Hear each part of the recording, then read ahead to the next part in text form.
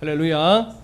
네, 오늘은 요한계시록 2장에 있는 여러 교회들 중에 이제 네 번째로 두아디라 교회에 대해서 예수님이 말씀을 하십니다. 두아디라 교회는요, 오늘 현재 그 이라크 지역의 지도를 보시면 아크히사르라고 불리는 지역이 있는데, 그 지역에 위치해 있었던 그런 도시였습니다.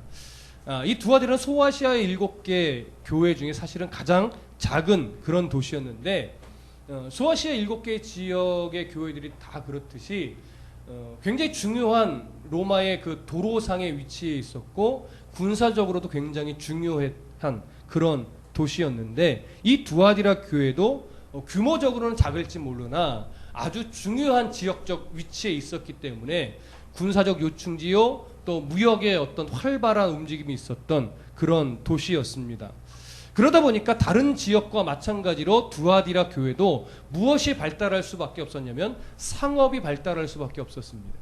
상업이 발달했다는 얘기는 역시나 그 안에 상업조합이 아주 견고하게 형성되어 있었다라는 얘기죠. 이 상업조합을 뭐라고 불렀었죠? 길드라고 불렀었습니다. 그래서 이 길드는 항상 신전 문화, 우상 숭배 문화와 깊이 관련이 되어 있었고, 그 안에서 길드에 소속되어 상업 활동을 하기 위해서는 우상에게 절을 하고 우상의 재물을 먹으며 그 여사제와 함께 성행위를 함으로 인해서 내가 이 우상을 숭배합니다라고 하는 이런 증거를 표시해야만 조합원이 될 수 있었고 상업 활동을 할 수 있었습니다. 그렇지 않으며 그 어느 것 하나라도 거절하면 조합원으로 받아들여지지 않고 상업 활동을 할 수 없었기 때문에 경제적인 손실을 입는 것뿐만이 아니라 살아가는 것조차 위협을 받을 만큼의 극심한 가난에 휘둘릴 수밖에 없었던 그런 시대였습니다. 그런데도 이 두아디라 교회는 어쨌든 신앙을 잘 지키고 있었던 겁니다. 그런데 신앙을 지키는 중에 오늘 두아디라 교회도 두 가지 양상으로 나타납니다.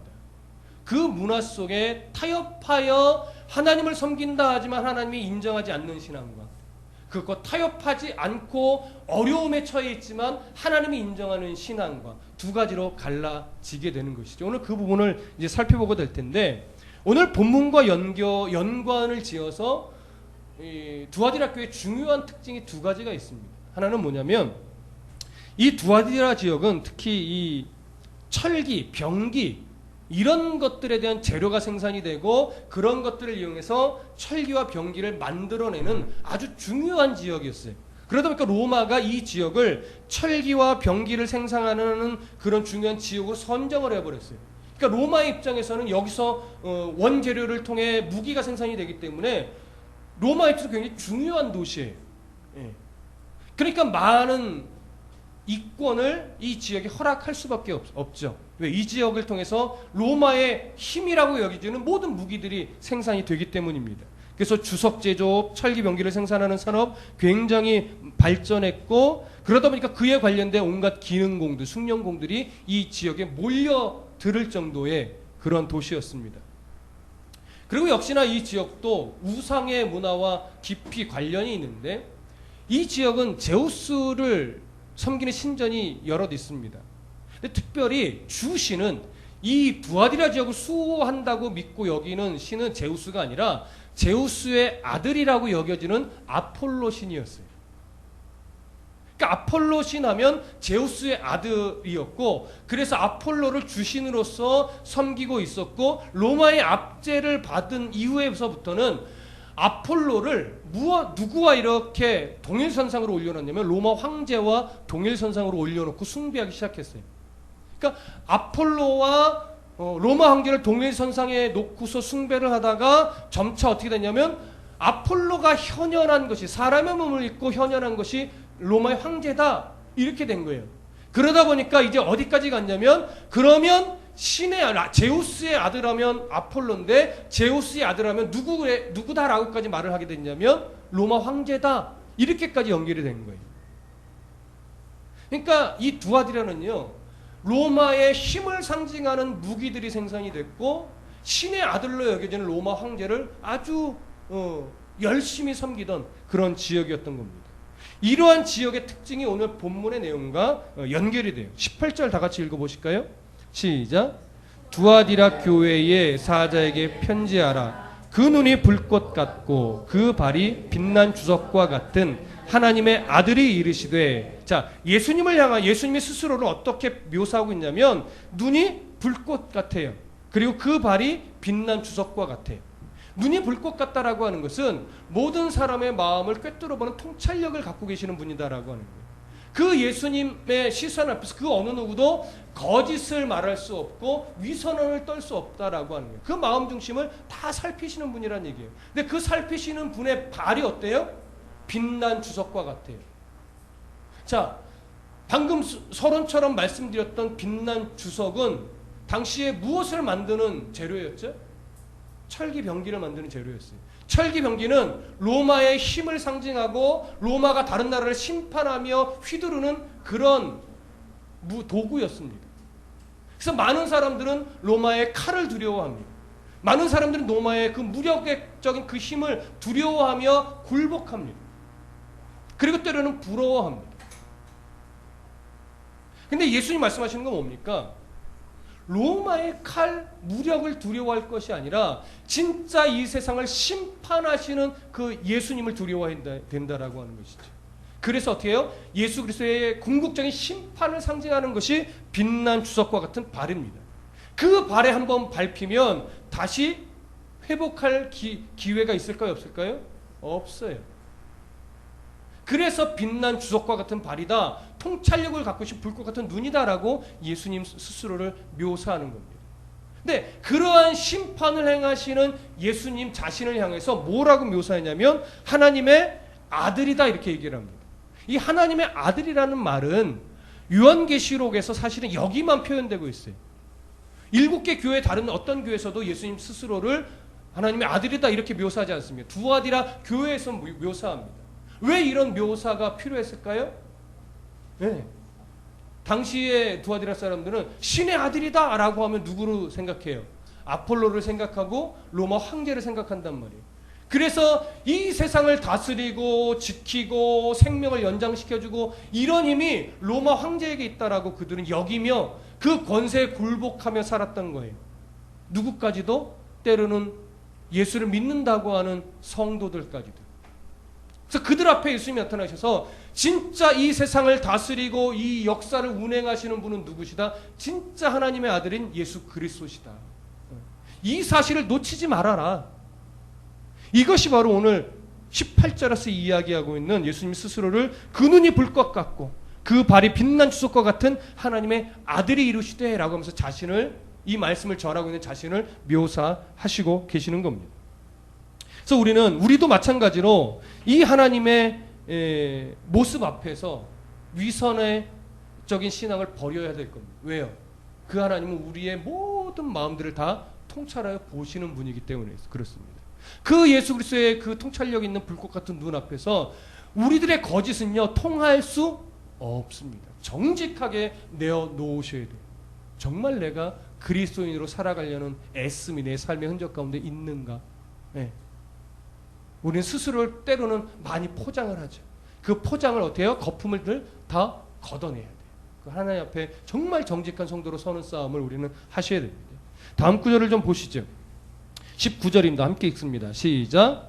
또 내가 네 사업과 사랑과 믿음과 섬김과 인내를 아노니 네 나중 행위가 처음 것보다 많도다. 자, 예수님은 먼저 두아디라 교회 성도들을 칭찬하시는데 그 칭찬의 내용이 뭐냐면 내 사업과 사랑과 믿음과 섬김과 인내를 안다. 내 나중 행위가 처음 것보다 많다. 이런 칭찬을 해주셨어요.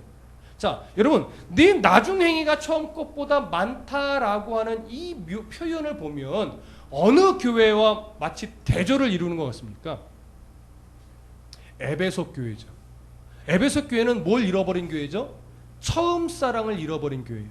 처음 예수 그리스도를 믿고 하나님을 사랑하며 이웃을 사랑했던 그 모습이 뒤로 가면 갈수록 어떻게 해요? 식어지고 없어졌다라고 하는 거예요. 그래서 공의는 섰는데 사랑을 잃어버린 교회가 에베소 교회죠. 근데 오늘 두아디라 교회는 처음 가졌던 하나님을 만나 하나님을 사랑하고 이웃을 사랑하는 그 마음이 환난과 고난을 견디어내는 과정 속에서 식어지고 사라지는 것이 아니라 뒤로 갈수록 더 깊어졌다고 말합니다. 이걸 우리는 신학적인 용어로 성화되어져 갔다, 때로는 성숙해졌다라고 말하는 거예요. 근데 그 성숙의 내용이 뭐냐? 바로 19절 앞에 사업과 사랑과 믿음과 섬김과 인내. 근데 여기서 말하는 사업이라고 하는 것은 비즈니스를 말하는 그런 사업을 말하는 것이 아니라 헬라 원문을 보면 행위예요. 행위. 너의 행위들, 복수로 되어 있어요. 너의 행위들을 내가 안다 이거예요. 너의 행위들을. 근데 그 행위들이 어떤 행위냐? 뒤에 나오는 사랑과 믿음과 섬김과 인내, 이런 행위들이라는 거예요. 이런 행위들이 더 많아졌다라고 하는 것이죠. 여러분, 이런 행위들은 굳이 사랑이 뭐냐, 믿음이 뭐냐, 섬김이 뭐냐, 인내가 뭐냐 이렇게도 여러분에게 나눌 수 있지만 굳이 이거 나누지 않아도 이 말씀은 갈라디아서 5장에 나타나 있는 성령의 9가지 열매의 흔적들을 여기다 기록해 놓은 겁니다. 네. 예수 그리스도를 마음에 품고 성령의 인도하심을 받게 되면 그 삶에 자연스럽게 어떤 흔적들이 일어나요? 사랑이 일어나고 온유함이 일어나고 절제함이 일어나고 인내도 일어나고 자비롭게 되고, 그런 삶의 어떠한 변화되는 모습들이 다 조금씩 다른 모습은 있지만 다 변화되어 간다라고 하는 거예요. 그러면서 그 변화된 모습의 기본 바탕에 뭐가 있냐면 하나님의 사랑이 깔려 있는 거예요. 하나님을 사랑하기 때문에 내가 성도를 사랑하며, 또 성도를 사랑하게 되니까 뭐예요? 인내하고 기다려주고 이해하고 용납하고 이런 일들이 일어날 수 있는 거예요. 기본적으로. 그러니까 우리 안에, 우리 성도들이라 하면 신앙의 연수가 길어지면서 늘 무엇이 일어나야 되냐면 하나님을 사랑하는 그 마음이 기본 바탕을 이루어서 내 안에 있는 하나님의 사랑으로 말미암아 성도를 사랑하는 마음으로 계속 흘러가고 이해하는 마음으로 흘러가고 용납하고 또 인내하고 온유하고 이런 걸로 계속 흘러나가면서 더 깊어지고 넓어져요. 이것이 우리가 소망해야 됩니다. 신앙의 연수가 오래됐는데도 이런 면에 약하신 분들이 있어요. 그래서 뭐예요? 싸우셔야 돼요. 더 치열하게 말씀으로 나를 깨트려가면서 더 내 안에 있는 하나님의 그 사랑을 깊이 깨닫고 그 사랑이 내 안에 멈춰있는 것이 아니라 성도에게로, 이웃에게로 흘러갈 수 있도록. 근데 이 모습이 두아디라 교회에는 많이 있었다라고 하는 것이죠. 이게 얼마나 큰 칭찬인지 모르겠습니다. 그런데 이런 큰 칭찬을 해주신 후에 이제 필요한 책망을 해주시는데 그것이 20절의 내용입니다. 함께 읽어보겠습니다. 시작. 그러나 네게 책망할 일이 있노라. 자칭 선지자라 하는 여자 이세벨을 내가 용납함이니 그가 내 종들을 가르쳐 꾀어 행음하게 하고 우상의 제물을 먹게 하는도다. 자, 여기 보시니까 책망할 일이 뭐냐면 자칭 선지자라 하는 여자 이세벨을 네가 용납했다라고 하는 거예요. 여러분, 용납이라는 게 뭡니까? 용납은요, 처음에는 그거 아닌 것 같아. 아닌 것 같은데? 그러다가 점차 뭐 하는 거예요? 그래도 될까? 그런 것 같네. 뭐 그래도 되지 뭐. 하면서 하나 둘 양보하다 보니까 어느새 그쪽으로 뭐예요? 빠져들어가는 거예요. 그래서 그것을 다 품어버리는 거예요. 이게 용납이에요. 근데 성도 안에 용납이라는 것은 중요합니다. 그렇죠? 근데 그 용납이라는 것이 무엇을 놓치면 안 돼요? 하나님의 공의를 놓치면 안 돼요. 그러니까 성도 가운데 참 분별하기 힘든 게 뭐냐면 하나님의 공의와 하나님의 사랑을 가지고 이 균형을 이루어가는 것이 굉장히 어렵습니다. 어디까지 공의롭게 끊어야 되느냐, 그리고 어디까지 그리스도의 사랑으로 용납해야 되느냐, 이게 굉장히 어려운 거예요. ABC 공식화해서 모든 일에 ABC니까 이렇게 하세요라고 다 동일하게 적용할 수가 없어요. 사람의 마음 상태와 그가 살아온 배경과 지금 겪고 있는 현상과 이런 일들을 다 종합해서 하나님이 주시는 그 마음과 지혜 안에서 공의와 그 깊고 넓으신 사랑이 이렇게 유기적으로 묶여서 그러고 나와야 된다는 거예요. 그러고서 모든 용납이 이루어져야 돼요. 근데 오늘 본문은 어떤 뉘앙스예요? 뭘 잃어버린 것 같아요? 하나님의 공의로운 분별력을 지금 점차 잃어버린 거예요. 잃어버리고 용납해버리니까 그것이 예수 그리스도의 책망을 받을 수밖에 없는 그런 자리에까지 가버린 거죠. 근데 그런 분별력을 잃어버리게 만든 요인이 누구에게서부터 지금 비롯됐다고 말합니까? 자칭 선지자라고 하는 이세벨입니다. 자칭 선지자라고 하는 여자 이세벨. 이 한 여자로 인하여 두아디라 교회의 많은 사람들이, 특히 하나님의 종이라 불리는 사람들까지도 행음하고 우상의 제물을 먹으며 하나님 보시기에 악한 일을 거듭했다라고 하는 거예요. 그러면 여기서 말하고 있는 자칭 선지자라는 여자 이세벨이 누구냐? 우리 이거를 좀 보실 필요가 있어요. 네.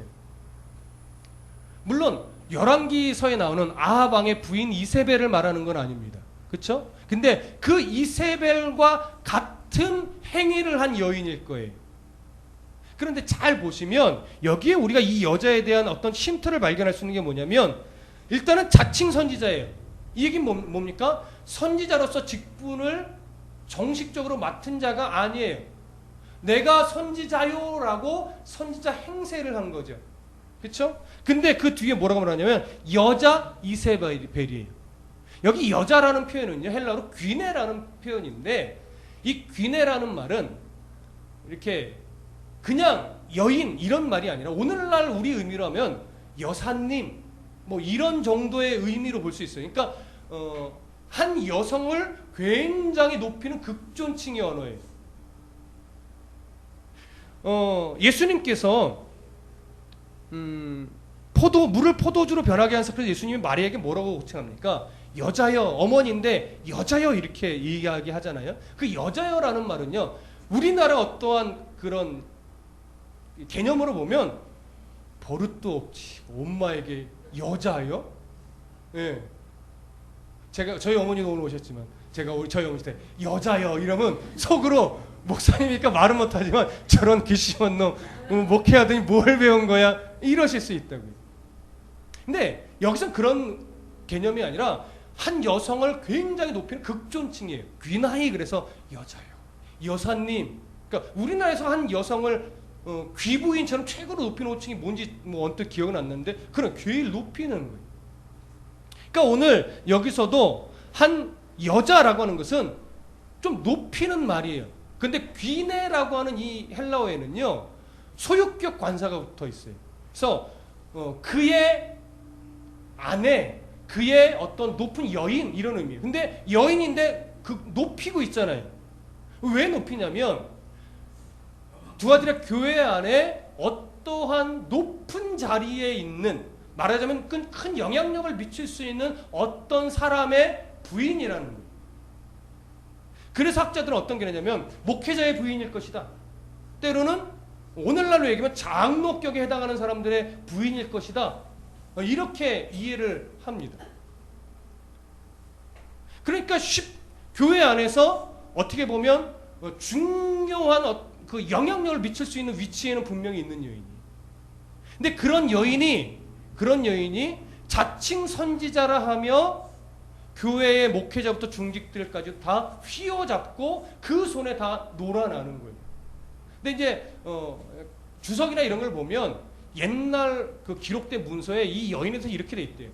일단 이 여인은 예쁩니다. 일단 예뻐요. 두 번째, 말을 참 잘해요. 그러다 보니까 굉장히 지적인 면도 있는 거예요. 이쁘고 말 잘하고 지적이다 보니까 자기가 가진 어떠한 사상을 계속 주입시키고 이야기하면서 누구 먼저 쫙 자기의 손아귀에 집어넣느냐, 목회자부터 중직들, 중요한 역할에 있는 사람들 자기의 영향력을 휘어잡는 거예요. 그래서 교회를 그 문화로 자기 어떤 사상으로 끌어가는 거죠. 그래서 그 영향력이 누구에게까지 미쳐요? 성도에게까지 미쳐가는 거예요. 물론 두아디라 교회 목사에 해당하는 분도 그 영향력에 소속이 됐는지는 모르겠지만 예수님이 책망하실 정도면 그럴 수도 있겠다라고 하는 판단이 서는 거죠. 그럼 보십시오. 그럼 이세벨이라고 하는 여인이 원래는 어떠한 행위를 했는가 한번 살펴보시죠. 열왕기상 16장으로 한번 가보시죠. 구약성경 열왕기상 16장.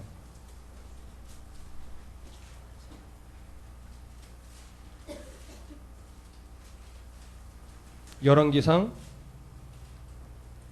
16장 30절.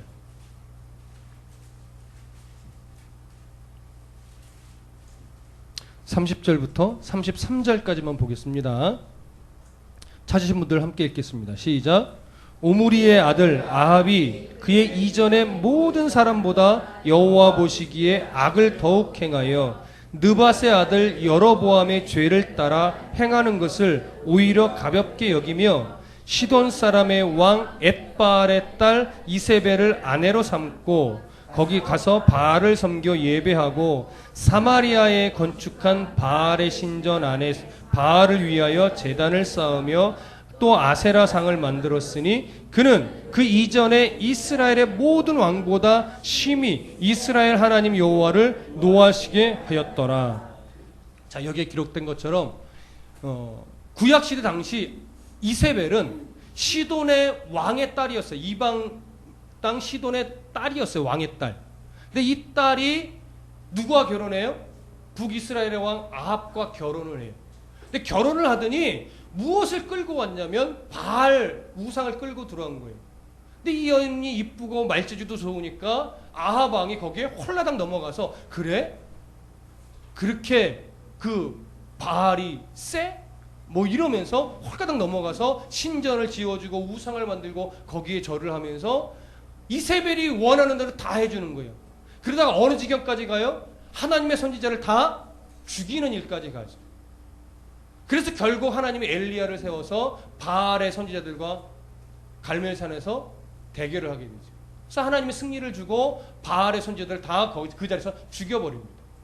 근데 거기서 끝난 게 아니라 이세벨의 어떤 이게 얼마나 센지 나중에 엘리야가 도망을 가서 두려워하게 되는데 결국 또 누구 때문에 두려워했어요? 이 이세벨이 자기를 또 죽일까 봐. 얼마나 그 담대했던 엘리야가 이세벨을 두려워할 정도의 여인이었단 말이에요. 근데 이 이세벨과 같은 영향력을 미치는 여인이 오늘 어디에 등장했다라고 하는 거예요? 예, 두아디라 교회에 등장했다는 거예요. 예, 중직의 여인이었을 것으로 보는데, 그러면 이 여인이 이 교회 안에서 어떠한 행위를 했길래 이세벨이라고 묘사를 했을까요? 당시 문화적으로 우리가 볼 수 있는 것은 상업주업과 관련된 우상, 로마 황제의 숭배, 이런 문제가 기독교의 사상과 별로 충돌되는 게 아니다. 그 문화에 그냥 흐름을 타는 것뿐이지 신학 사상과 별로 충돌되는 것이 아니다. 그러니까 우리의 신앙을 지키면서도 얼마든지 상업조합에 가입해서 우상에게 절을 하고 음식을 먹어도 문제되지 않는다. 로마 황제 숭배하는 거 뭐가 문제냐. 그런 거 하면서도 우리 신앙을 지켜가면 되지. 오히려 그게 더 고급한 신앙이지, 그거 안 하면서 신앙을 지킨답시고 고난을 받고 하는 것이 더 어리석은 거다. 오히려 더 그게 고급하다. 관용이 있어야지 교회가. 왜 이렇게 그냥 꿍꿍 싸느냐. 그런 것들도 인정해주고 같이 수용하고 함께하면 얼마나 보기도 좋고 아름다우냐. 아, 그런가? 우리가 괜히 이렇게 꾹꾹 참아내고 견뎌냈네. 그래, 예배할 거 하면서 거기 가서 인사 한번 하면 되는 거 아니야. 그거 뭐 같이 음식 나눠 먹으면서 하면 우리가 살아가기도 좋고 예배도 드릴 수 있고. 아이, 그 일석이조구만. 여러분 안 그러겠습니까? 그렇지 않아도 내가 예수 믿는다고 이렇게 살아야 돼? 꼭 예수를 이렇게까지 믿어야 돼? 이런 판에 누군가가 나타나서 종교적으로 그것은 나쁜 게 아닙니다. 얼마든지 교회가 폭넓게 문을 열고 수용을 하고 받아서 함께 가야지요. 그렇게 관용 있는 종교가 되어야 됩니다라고 말하면 가뜩이나 갈등하고 있는 마음 안에 뭐가 생겨요? 종교적인 명분이 생기는 거예요. 그러니까 그 이후로부터는 하나 둘씩 그 일을 행하면서 점차 마음에 뭐가 사라질까요? 거리낌이 사라지는 거예요. 이런 종교적인 어처구니 없는 명분을 만들어주고 그것을 합리화시키면서 어떤 지도자에 위치해 있는 사람들까지도 그렇게 바꾸어버린 이 역할한 사람이 누구라고요? 이 여인이라고. 그래서 우리에겐 분별력이라는 게 필요한 거예요. 에베소 교회는 이 분별력이 아주 정확했어요. 그래서 그런 사람들 다 교회 밖으로 쫓아냈죠. 끊어냈죠.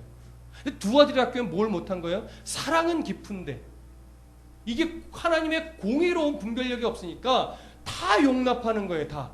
그래 그럴 수 있지 뭐. 아유 그래 그래도 돼. 그런다 우리가 예배 안 드리는 것도 아니고 뭐 헌금도 하잖아. 봉사도 하고 하나님이 다 이해하시겠지. 그러면서 수용하다 보니까 결국 오늘 본문에서 예수님이 책망할 수밖에 없는 그런 자리까지 가게 된 겁니다. 사단의 깊은 자리까지 끌고 가는데 분별력이 없으니 이들은 깨닫지 못하는 것이지. 더 큰 문제는 뭐예요? 이 이세벨도 문제인데 그보다 사실은 더 큰 문제는 중직자들이 분별력이 없다라고 하는 거예요. 오늘 본문에 보면 20절 다시 보시면 이렇게 돼 있어요. 그러나 네게 책망할 일이 있노라. 자칭 선지자라는 여자 이세벨을 네가 용납함이니 그가 내 종들을 가르쳐 꿰어 행음하게 하고 우상의 제물을 먹게 하는도다. 물론 이 종들을 그냥 성도라고도 볼 수 있지만 문맥을 흘러가 보시면 이 종들은 아마 중직자에 해당하는 목회자 그룹이나 어떤 장로 그룹에 해당하는 사람으로 보는 것이 더 옳아 보입니다.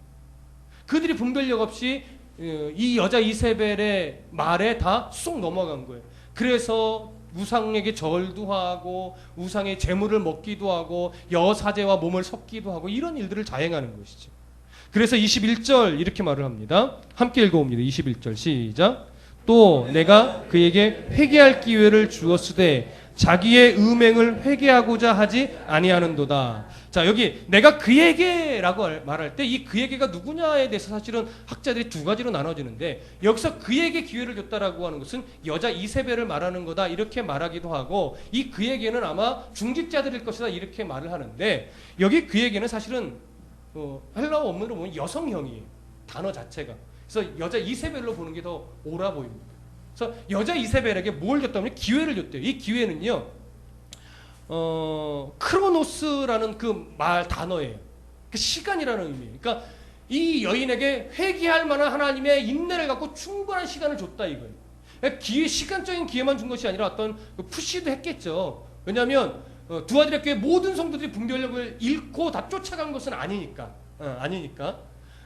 그랬음에도 불구하고 이 여자가 충분히 회개할 만한 시간적인 기회가 하나님이 주어서 있었음에도 불구하고 성경은 뭐라고 말해요?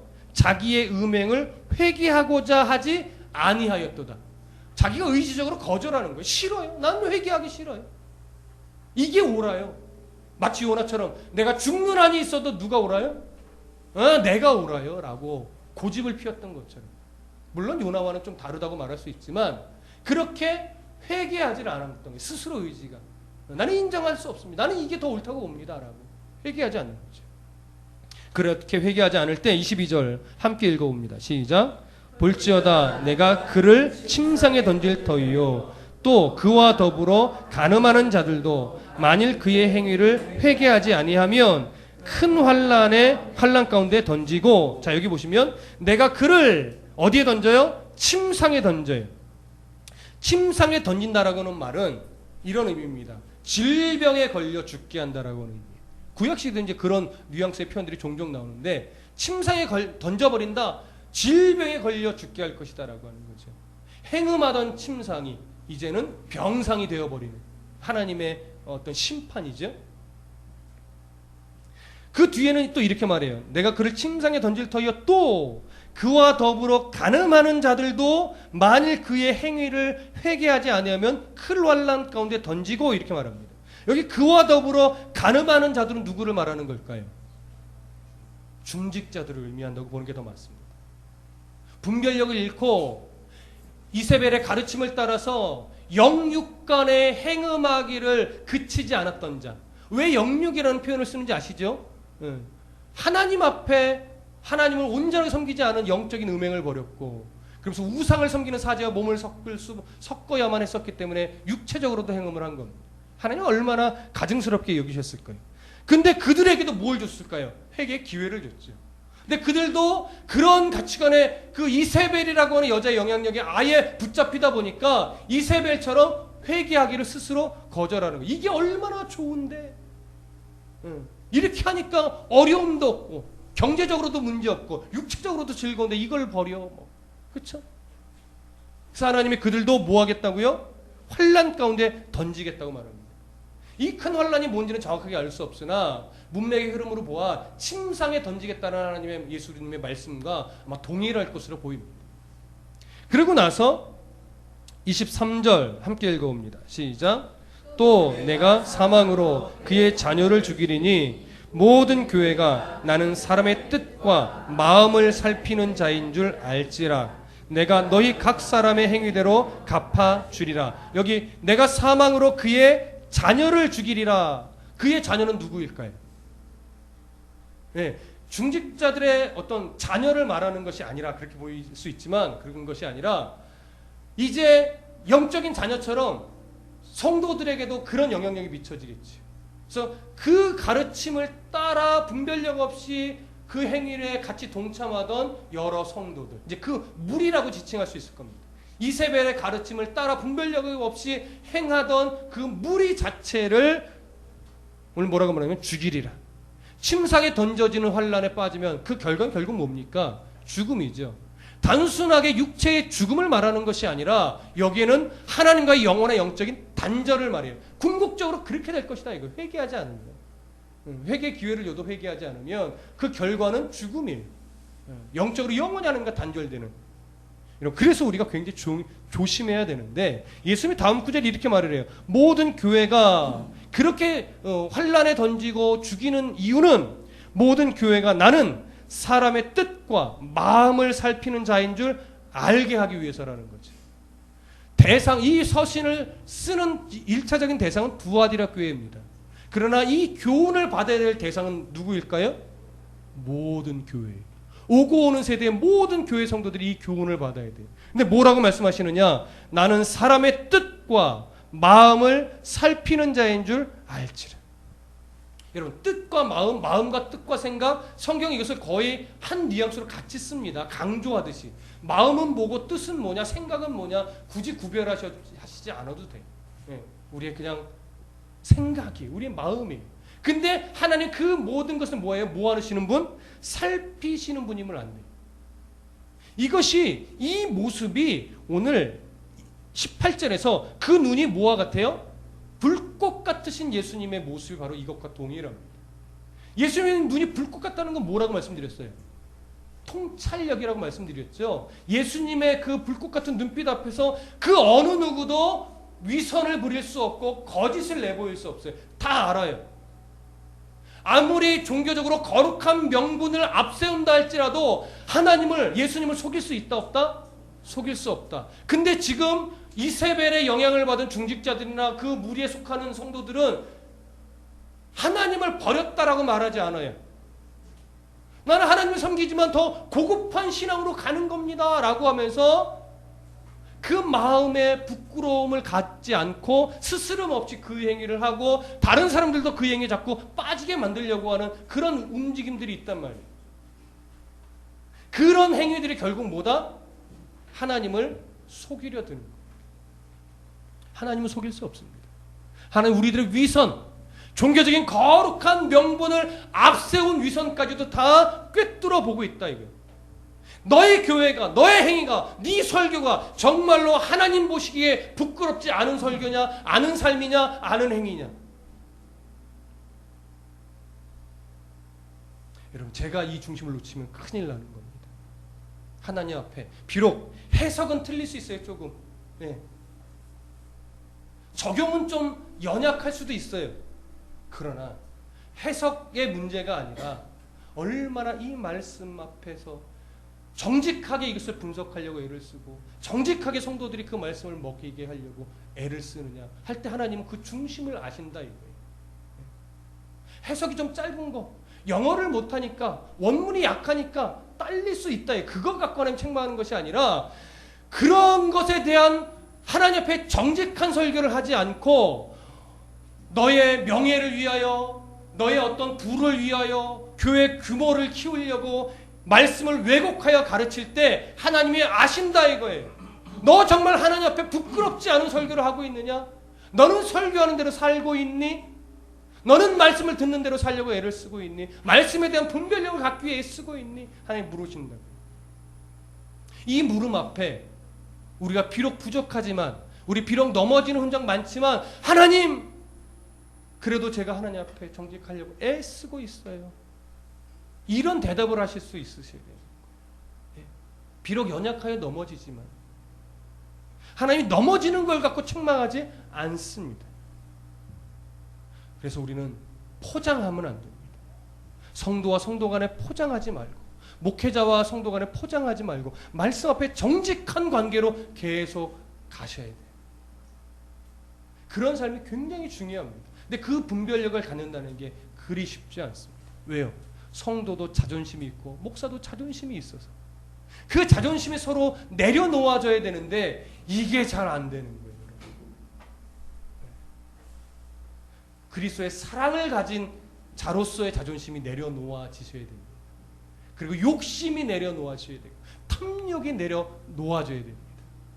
물욕, 그 다음에 명예욕, 그 다음에 성욕, 이런 것들이 우리 안에, 우리 속에 인간적인 욕심을 계속 자리 잡는다면 이겨내기가 어렵습니다. 말씀 안에서 그런 욕심들, 탐욕들을 다 채찍질로 쳐내셔야 돼요. 여러분, 이 싸움에서 성공하시기를 정말 간절히 바랍니다. 하나님 앞에서 이 모든 마음들이 속일 수가 없어요. 그래서 예수님이 무엇이라고 말씀하시느냐? 23절 끝부분에 이렇게 돼요. 내가 너희 각 사람의 행위대로 갚아주리라. 여러분, 행위대로 갚아주신다고 하는 이 말씀은요, 악한 행위의 어떤 경중을 따져서 내가 심판의 강도를 달리하겠다, 이런 식의 말이 아니라, 여기서는 회개하는 자는 심판을 면하게 될 것이고, 결과적으로 회개하지 않는 자는 하나님의 이 빛난 주석과 같은 발에 의한 심판을 면할 수 없을 것이다라고 합니다. 그러니까 넘어질 수 있어요. 때로는 왜곡될 수도 있다고요. 그때 하나님이 주신 말씀 앞에서 우리는 모아야 돼요. 회개함으로 돌이킬 줄 아는 심령이 되어야 됩니다. 회개할 줄. 그러면 하나님이 귀하게 보시는 거예요. 강팍해진 심령이 회개할 줄 모르는 심령으로 되면 오늘 본문의 말씀처럼 내가 행한 대로 뭐하리라? 갚아주리라의 대상이 된다고요. 그러나 예수님이 이 말은 내가 너희들 정말 회개하지 않으면 내가 진짜 빛난 주옥과 같은 발로 심판할 거야, 여기에 초점이 있지는 않습니다. 뭐하라? 회개하라. 돌이키라. 다시 말씀 앞에 정직하게 돌아오라. 이런 하나님의 깊은 사랑이 더 큽니다. 자, 그러고 나서 24절 함께 읽어봅니다. 시작.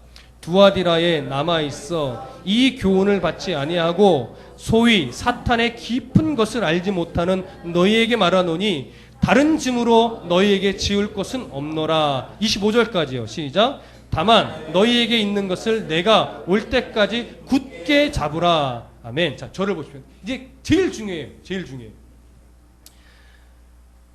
이 교훈이라는 것은 분명히 이세벨의 교훈일 거예요. 그렇죠?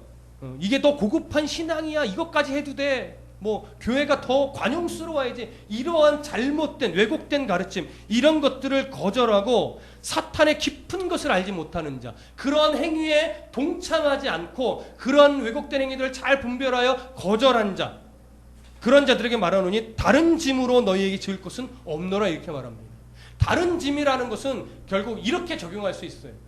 그들이 말하는 이렇게 해야 더 고급한 신앙이야 라고 말했던 것들, 그거 아니라는 거예요. 더 쉽게 얘기하면 이거예요. 너희들이 이미 받은 복음으로 충분하다는 거예요. 그 복음 외에 더 무엇인가를 행하거나 무엇인가를 알아야 고급한 신앙이거나 더 하나님이 사랑하신다거나 이런 거 없다 이거예요. 여기는 성경 지식도 포함이 됩니다. 여러분, 성경 지식을 더 많이 아는 것이 고급한 신앙이다? 그거 아니라는 거예요. 우리가 하나님 앞에 자녀로서 구원에 이르고 하는 이 신앙은요, 무엇이면 충분하냐면 내가 이미 받은 복음을 견고하게 붙잡는 것이면 끝이에요. 더 이상 뭐 필요 없다고요. 성경 백독 안 하셔도 돼요. 금식 안 하셔도 돼요. 헌금 안 하셔도 돼요. 아무것도 안 하셔도 돼요. 구원에 이르는 데는 지장 없습니다. 그러나 성경을 읽고 하나님 앞에 헌금을 드리고 봉사를 하는 이유는 뭐예요? 하나님이 원하시는 성도다움의 옷을 입어 더 성숙에 이르기 위해서는 필요한 거예요. 왜? 늘 어린아이와 같은 신앙에 머물러 있을 수 없으니까. 하나님으로 만족하고 하나님이 없으면 나는 아무것도 아닙니다라고 하는 고백이 무엇에 담겨 있어요? 그게 헌금에 담겨 있어요. 교회에서 식당 봉사로 때로는 안내로 이 모양 저 모양 헌신하고 수고하는 건 무엇에 대한 훈련입니까? 세상 속에서 내 자존심 세우는 싸움을 하지 않고 그리스도의 사랑으로 이웃을 섬기기 위한 훈련을 교회 안에서 하는 거예요. 사람이 떡으로만 살 것이 아니라 하나님의 입에서 나오는 말씀으로만 살 것이다 라고 하는 그 말씀을 내 삶에 적용하기 위해서 뭐 하는 거예요? 그래서 예배하는 거예요. 왜? 성경은 어려워요. 이걸 혼자 읽고 하나님의 지혜로 다 뭐 깨달아 안다고요? 천만의 말씀이에요. 가르쳐주는 사람이 없으면 깨달아 알 수 없어요. 그래서 하나님이 목회자를 세운 거예요. 목회자의 신앙이 고급해서가 아니라 함께 말씀을 나누며 하나님 원하시는 뜻을 분별하여 세상 속에서 그리스도인으로 살아가는 거예요. 그래서 무교의 주의자들이 틀린 거예요, 여러분. 그들이 지옥 간다 단정지어 말할 수는 없으나 무교회자들은 목회자 필요 없다, 교회 필요 없다, 은혜 받은 사람이 말씀을 전하면 되지, 그게 예배 아니냐라고 말하지만 은혜 받은 것은요 때로는 어떻게 해요? 굉장히 자의적인 은혜를 받아요. 왜? 성경이 얼마나 어려운데 성경이 말하고 주고자 하는 은혜를 받아야 되는데 어느 단어 하나에 마음이 막 딱 충격을 입으니까 성경에서 그 단어로 그런 의도는 없는데 내 삶의 환경과 여건에 그 단어가 딱 맞아떨어지는 거야. 그러니까 은혜를 받았어. 그래서 막 얘기해. 무리들이 다 은혜를 받아. 근데 하나님은 참 어처구니가 없는 거야. 야, 그 말은 내가 그걸 위해서 쓴 것은 아닌데 넌 거기에 은혜를 받고 있냐? 무슨 말씀인지 아시겠지? 성경은 어렵습니다. 그래서 하나님의 마음을 분별하는 실력을 깨달아 쌓기 위해서 뭐예요? 또한 예배하는 거예요. 물론 그 가운데 예배로서 하나님 앞에 올려드리고 모든 영광 올려드리는 그 모든 예배적인 요소가 있지만 오늘 본문에 입각하면 그렇다 이겁니다. 이제 무슨 말씀인지 이해되시겠어요? 그래서 다른 것이 중요한 것이 아니라 내가 이미 받은 복음을 굳게 잡는 것. 그래서 25절에 이렇게 말하는 거예요. 다만 너희에게 있는 것을 내가 올 때까지 뭐하라? 굳게 잡으라. 여러분 이미 여러분 구원의 백성된 여러분들은요 이미 충분한 복음을 받았어요. 근데 우리의 싸움은 뭐냐면 이미 받은 복음을 선명하게 명확하게 하는 싸움을 하는 거예요. 잘 들으세요. 설교라고 하는 것은 이런저런 여러 정의가 있을 수 있으나 오늘 제가 본문을 통해서 여러분들에게 나누고자 하는 말씀은 설교는 이런 거예요. 뭔가 새로운 해석을 통해서 여러분들 귀를 즐겁게 하는 싸움을 하는 것이 설교가 아니에요. 설교라고 하는 것은 성경을 바르게 분석함으로 말미암아 우리가 이미 가지고 있는 복음을 더 선명하게 만들어주는 역할을 하는 게 설교예요. 우리가 이미 받은 이 복음이 얼마나 소중한 것인지에 대한 명확성, 이것의 역할을 하는 것이 설교예요, 여러분. 우리가 알고 있는 것 외에 뭔가 더 새로운 해석, 뭔가 더 고급한 해석을 통해서 우리의 신앙이 더 고급해지는 것 아니라고요. 여러분들은 이미 예수 그리스도의 십자가의 죽음과 부활의 복음, 그걸 믿고 내가 하나님의 자녀가 됐구나, 내가 구원의 백성이 됐구나, 이 사실 하나만으로 이미 우리는 무슨 성도일까요? 고급한 신앙을 소유한 자예요. 예수 그리스도가 고급한 신앙이에요. 예수 그리스도가 내 안에 있으면 이미 고급한 성도예요. 거기에 무언가 우리의 행위를 통해서 더 고급해지지 않습니다, 여러분. 굳이 비교해서 뭐가 더 저급한 신앙이냐? 굳이 비교하자면 예수 그리스도 십자가의 은혜로 부족하다고 여기는 그 사람이 저급한 신앙. 무슨 말씀인지 아시겠습니까? 왜 성경 공부를 합니까? 왜 말씀을 듣고 특별히 우리는 왜 강해 설교를 나눕니까? 여러분들이 다른 교회보다 우리가 성경을 더 많이 얼마나 열심히 해석하고 우리가 성경에 대한 지식이 하나하나 얼마나 쌓여가고 있는지 아세요? 이거 자랑하려고요? 천만의 말씀이에요. 성경 외에 다른 것에 귀 돌리지 않게 하려고 그러는 거예요. 내가 가지고 있는 이 복음이 얼마나 소중한 것이며 얼마나 가치 있는 것인지 더 명확하고 선명하게 하면서 내가 순간순간 넘어지고 싶을 때 많고 순간순간 세상에 유혹이 있을 때 많지만 그것에 넘어가지 않고 내 안에 있는 복음으로 내가 충분히 감사할 수 있고 내가 충분히 하나님의 소망으로 기뻐할 수 있다라고 하는 이 사실을 계속하여 명확하게 해줌으로 말미암아 흔들리지 않게 하려고, 그러려고 강해 설교를 하고 여러분들이 그 말씀 앞에 서 있는 거예요, 여러분. 그렇지 않으면 자꾸 기복주의적인 설교를 통해서 말씀에 견고히 서지 않고 자꾸 시선이 세상으로 가기 때문에 자꾸 좋은 대학으로 가고 자꾸 좋은 직장으로 가고 자꾸 돈 많이 버는 것으로 가기 때문에, 그래서 교회에 헌금 많이 하면 하나님 사랑 많이 받을 것 같고 교회 막 필요하다 그러면 막 뭐 사서 헌물하고 이러면 하나님이 나를 더 기뻐할 것 같고, 이런 잘못된 어떠한 생각에 빠지지 않게 하기 위해서 그래서 설교하는 거예요. 그래서 자꾸 강해를 하면서 성경에 뭘 말하는가를 자꾸 찾는 싸움을 그래서 하는 거예요, 여러분. 여러분 더 고급해질 수 없습니다. 이미 고급합니다. 그걸 아시라고요. 이미 고급한 신앙 가졌어요. 이거 놓치지 마세요. 나는 언제 더 깊은 신앙을 가질 수 있을까? 이미 가진 걸 몰라서 그 소리를 하는 거예요. 이미 고급하고 이미 깊어요. 그걸 더 명확하고 선명하게 우리가 앞으로 해나가셔야 되는 겁니다. 그걸 붙잡으세요. 이미 내 안에 살아있는 복음, 예수 그리스도의 십자가, 그것만 붙잡으시면 된다고요. 자, 26절 함께 있습니다. 시작.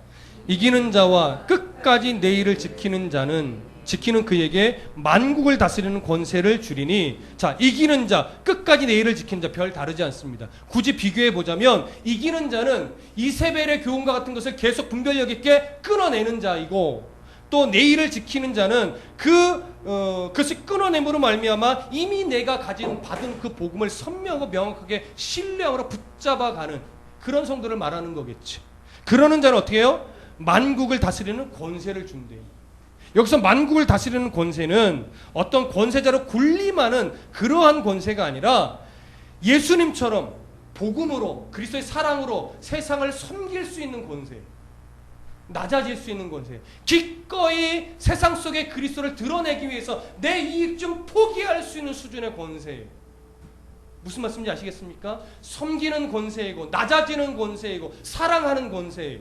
예수님이 그러셨던 것처럼. 그러나 예수님의 행하시는 권세에는요 항상 낮아지고 겸손만 있었던 거 아니에요. 뭐도 있었죠? 하나님의 공의가 세워져 있었어요. 하나님의 말씀을 변절시키는 사단의 세력에게는 하나님의 말씀으로 철저하게 뭐예요? 대적하셨어요.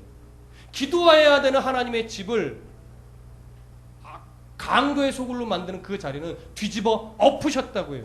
여러분, 그런 용기가 우리에게 필요합니다.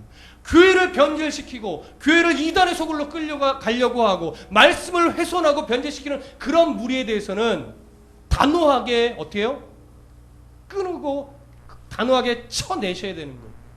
그러나 그 쳐냄에 있어서 그 안에 뭐가 또 있어야 된다? 하나님의 사랑이 있어야 돼요. 이 균형을 잘 지켜내는 것이 우리 교회가 해야 될 일입니다. 어렵습니다. 그래서 분별력이 필요하고 그래서 지혜가 필요하고 그래서 늘 하나님의 도우심을 우리가 구해야 됩니다.